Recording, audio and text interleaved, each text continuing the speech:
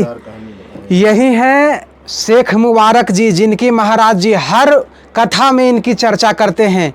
क्योंकि देखिए, जब किसी को हेल्प की बारी आए, जब कोई मुसीबत में रहे ना, तो आप उसकी मदद कर देते हैं, तो उसका मदद का फल आपको किस रूप में कहाँ मिल जाएगा, ये तो ईश्वर ही जानते हैं।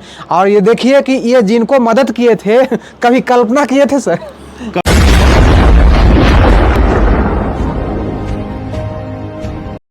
नमस्कार दोस्तों, मैं सुजीत कुमार, आप देख रहे हैं आखिरी आवाज़। जब भी हम हैं मध्य प्रदेश में बागेश्वर धाम से थोड़ा सा खजुराहो की तरफ है। यहाँ पे कौन सा जगह है सर? बमीठा। ये बमीठा पड़ता है, बागेश्वर धाम के नज़दीक पड़ता है। और अभी हम एक ऐसे महाराज जी से मिलाने वाले हैं जो हमारे गुरुदेव पंडित धीरेन्द्र कृष्ण शास्त्री के बचपन के दोस्त हैं, जो उनके उन परिस्थितियों में साथ आए थे जिस परिस्थितियों में इंसान की परख होती है कि कौन अपना होता है और कौन पराया होता है। सबसे पहले हम इनको दिल की गहराइयों से नमस्कार करते हुए स्वागत करते हैं। जी धन्यवाद आपका। बताइए सर, अपना परिचय दीजिए। जी, मेरा नाम डॉक्टर शेख मुबारक है और बेसिकली मेरा गांव है जो ग्राम चुरारण है जी। और बागेश्वर धाम सरकार ने परम मित्र की उपाधि दी है, इसमें कोई संदेह नहीं है। जी जी जी।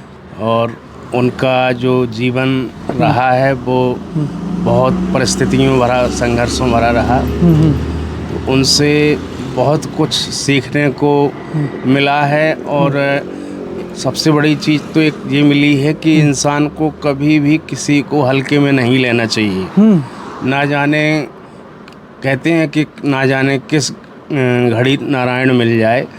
तो आज जो महाराज जी का जीवन है वो बहुत चमत्कारिक जीवन हुआ है। एक हिसाब से देखा जाए तो मतलब उन्होंने अपने जीवन में बहुत संघर्षों को सहा है और उन्हीं संघर्षों का ये आज तपोबल है कि देश विदेश से लोग बाग आ रहे हैं धाम पर। क्या करते थे गुरुदेव बचपन में? बचपन में जब गुरुदेव 11 वर्ष की अवस्था में थे तो उसी समय से उनका जो है धार्मिक कार्यों में रुझान था। जी। जैसे सत्यनारायण की कथा हुई और आपका ये सत्संग वगैरह, भागवत कथा, इन सब सारी चीज़ों में उनका शुरुआत से ही लगन था। और बहुत एक अद्भुत एक्टिविटी था उनका जो है बोलने का। और मतलब ऐसे लगता नहीं था, बहुत छोटी उम्र से वो करते थे कथा, लेकिन नहीं लगता था कि इतने आगे जाएंगे ये। और लेकिन आज चमत्कार हुआ कि देश विदेश से लोग बाग आ रहे हैं बागेश्वर धाम। आपको कब उनको सुना है कि आपको जो मौका मिला था उनको मदद करने का, कब मदद किए थे, किस परिस्थिति में? एक्चुअल में उनकी जब सिस्टर की शादी होना थी तो वैसे तो देखा जाए इंसान कोई किसी के लिए कुछ नहीं करता है, लेकिन हाँ खड़ा होना किसी के लिए ये बड़ी बात हो जाती है।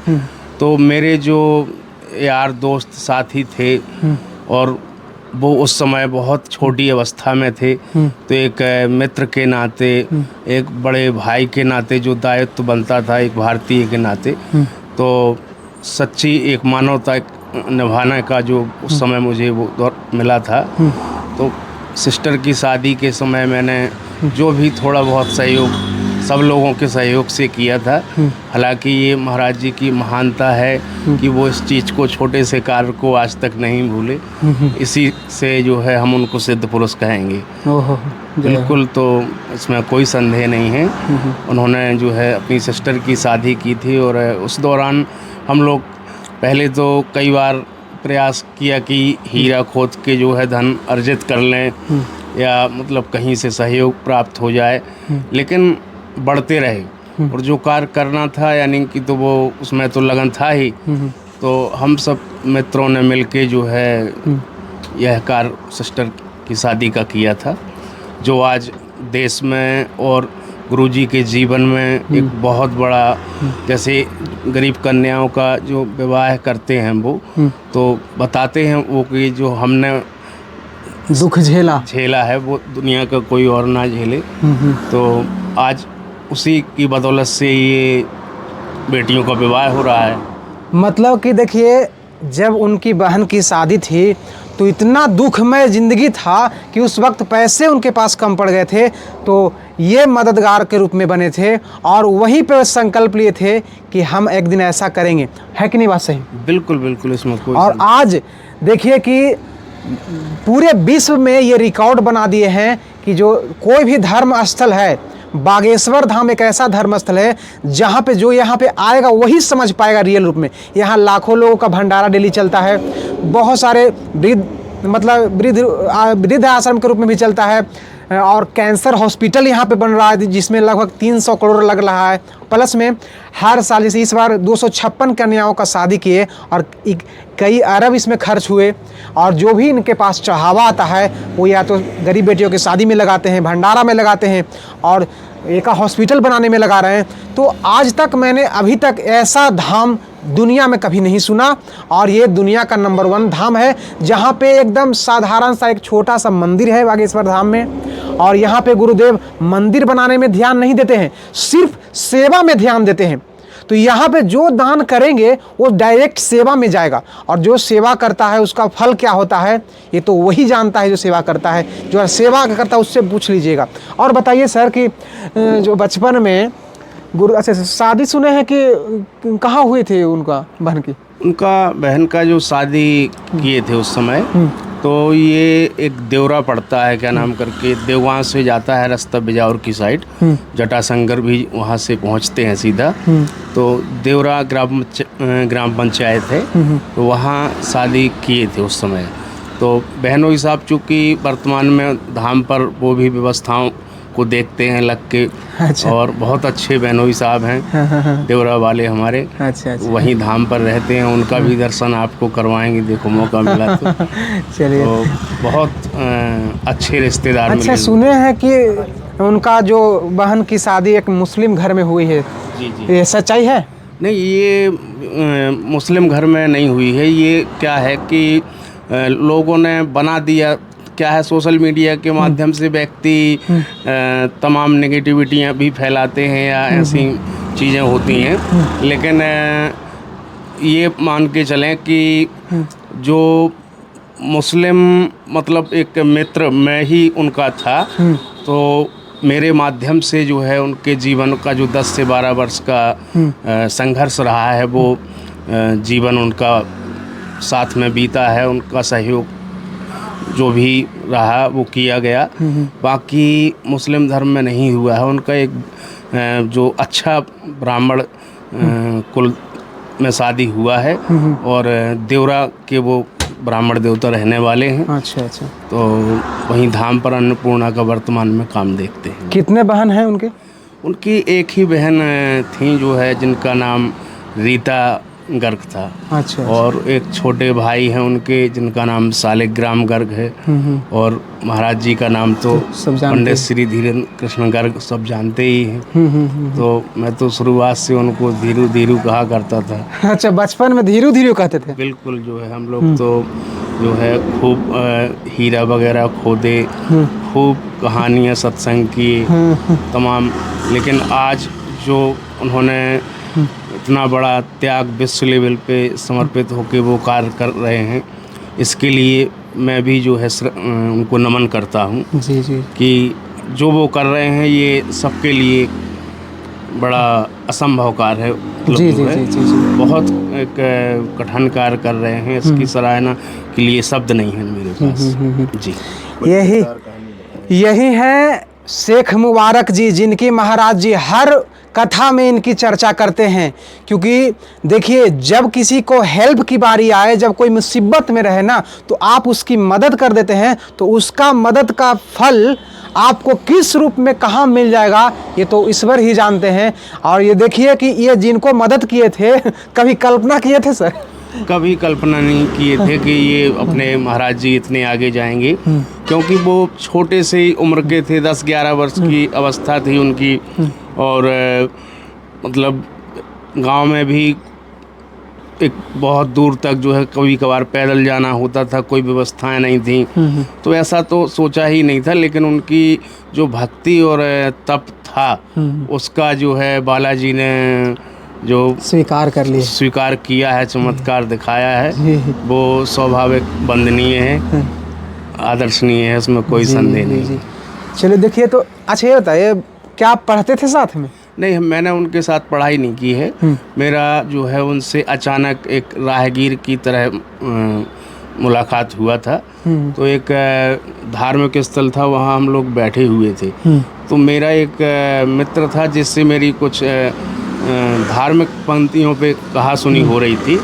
तो उसी के बीच में इन्होंने मुझे टोक दिया कि कुछ शब्द मेरे द्वारा जो है जो नहीं कहे जाने चाहिए थे, मैं कह रहा था।